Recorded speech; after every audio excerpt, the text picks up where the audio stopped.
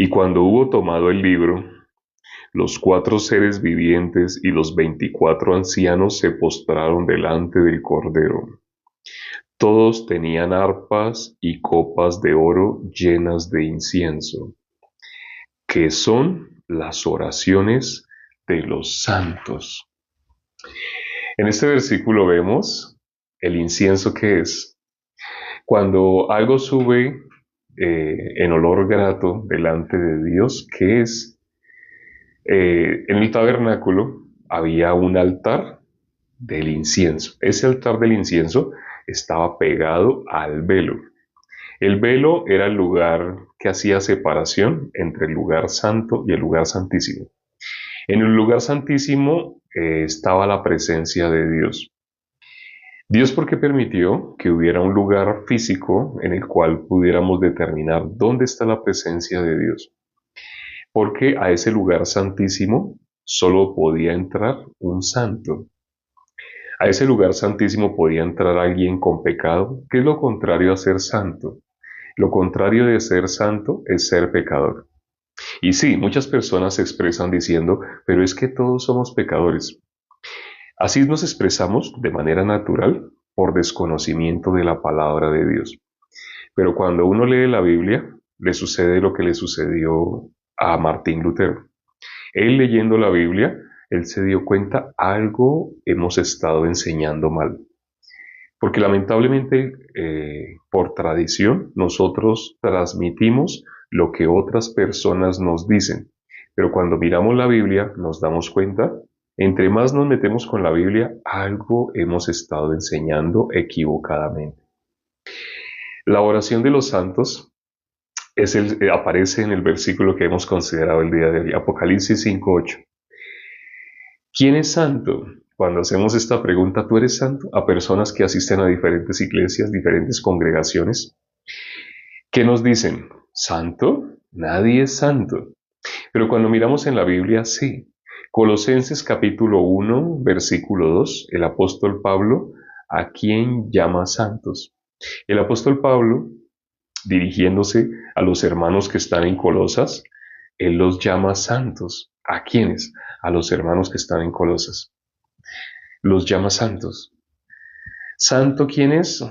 Aquella persona que ha sido santificada. Cuando miramos el Antiguo Testamento, ¿cómo una persona podía llegar a ser santa? Tenía que hacer todo un ritual. Primero que todo, tenía que ser libre del pecado. La santidad era ese proceso por medio del cual la persona quedaba libre del pecado. Involucraba un sacrificio. Después de hacer el ofrecimiento del sacrificio, esa persona por un breve tiempo quedaba convertida en santa. Quienes han leído el libro de Levítico pueden corroborar cómo es ese proceso. Era un proceso muy largo, muy tedioso y que involucraba la destrucción total de aquel que fue sacrificado. Pero cuando miramos, eso que hacía el ser humano para ser santo era temporal, era por un breve tiempo. Pero al mirar en el Nuevo Testamento, hay una forma diferente de ser santificado. Es más, hay una forma de ser santificado que es de una vez para siempre. Esto que estamos explicando el día de hoy no se suele enseñar en las que se conocen como iglesias. Normalmente se le habla a las personas lo que las personas transmiten. ¿Santo? ¿Quién puede ser santo? El apóstol Pablo, Colosenses 1:2, cuando él estaba dirigiendo esa epístola, esa carta a la iglesia de Colosas, primero que todo él se presenta, él dice quién es, y luego él dice a quién va dirigida la carta.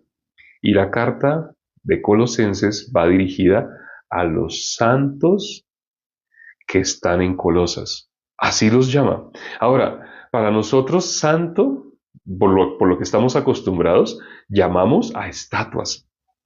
Desde niño a mí me enseñaron que tal persona, yo veía una estatua, ¿quién es él? Entonces me decían, él es un santo. Pero no, mirando la Biblia no es así. Los santos no son estatuas.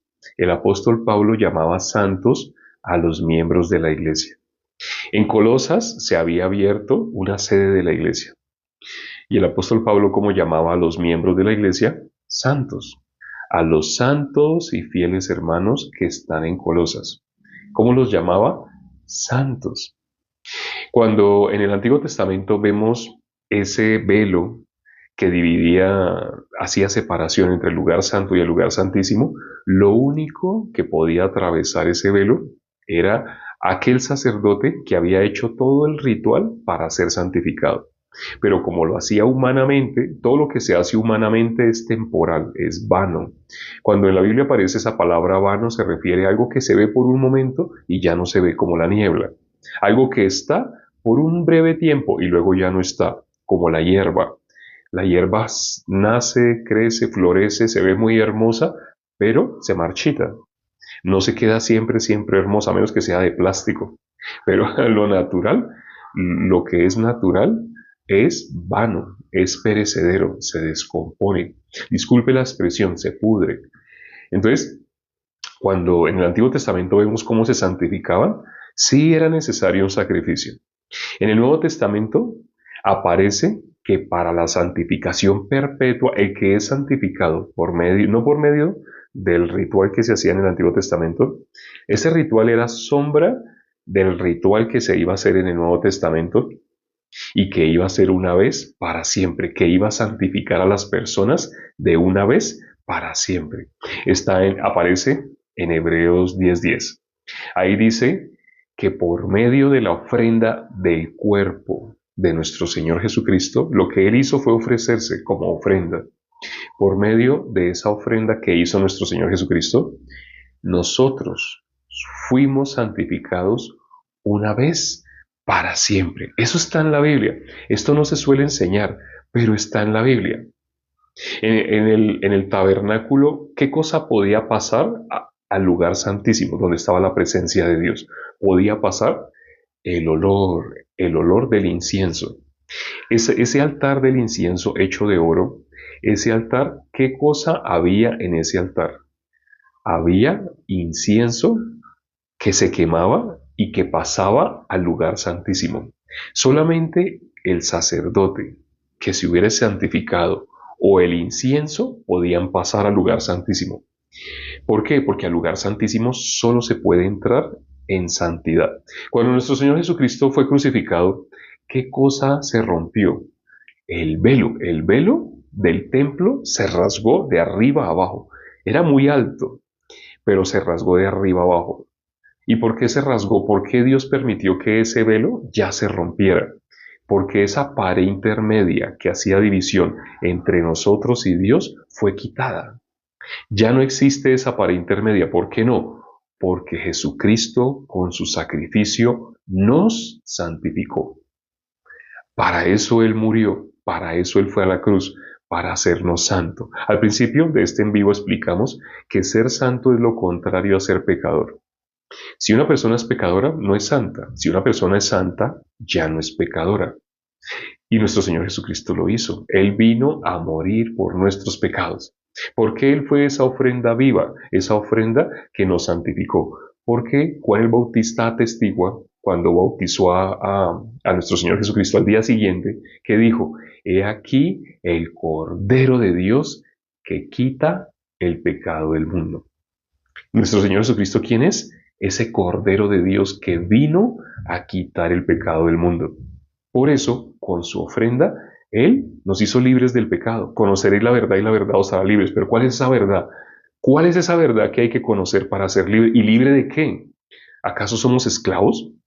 El ser humano, por no conocer lo que está escrito en la Biblia, se hace esclavo del pecado. Por creer a su lógica, a su punto de vista, cómo se expresa el ser humano en modo natural, sin conocer lo que está escrito en la Biblia. Se expresa diciendo, todos somos pecadores. Pero ¿qué dice la palabra de Dios? Nuestro Señor Jesucristo, con su ofrenda, ofrendándose a sí mismo, Él nos hizo santos una vez y para siempre. Sé que esto no te lo habrán enseñado. Aquí tenemos bastante, ya nos acabó el tiempo, solo son 10 minutos por día, pero aquí tenemos bastante material donde lo explicamos en detalle. Mira los videos que tenemos de formato largo, tenemos videos de 2 horas prédicas completas y tenemos prédicas así cortitas como esta de 10 minutos. Vamos a orar ya para terminar. Padre, gracias por este tiempo que nos permites para considerar tu palabra. Permite que las personas que hoy escucharon lo que dice la Biblia de que ya fuimos santificados, lo puedan creer. Sin fe es imposible agradar a Dios. El único que puede ser salvo, que puede recibir la potestad de ser hecho hijo de Dios, es aquel que recibe tu palabra. Pero ¿quién le puede recibir? ¿Quién puede creer a nuestro anuncio? Te pedimos que abras el entendimiento a las personas que van a escuchar esta corta prédica. Te lo pedimos y hemos orado en el nombre de nuestro Señor Jesucristo. Amén. Gracias a Dios por la palabra del día de hoy. Todos los días, por un espacio de 10 minutos, estamos considerando un versículo para que empieces el día consumiendo ese pan de cada día. Nos vemos esta noche. Y si quieren contactarse, si quieren hacerme preguntas, pueden contactarse directamente conmigo. Debajo de mi foto aparece un botón que dice teléfono. Lo guardan en sus contactos y me pueden escribir. Les aparece esa misma foto, pero en su WhatsApp. Nos vemos esta noche dentro de 14 horas, más exactamente. Chao.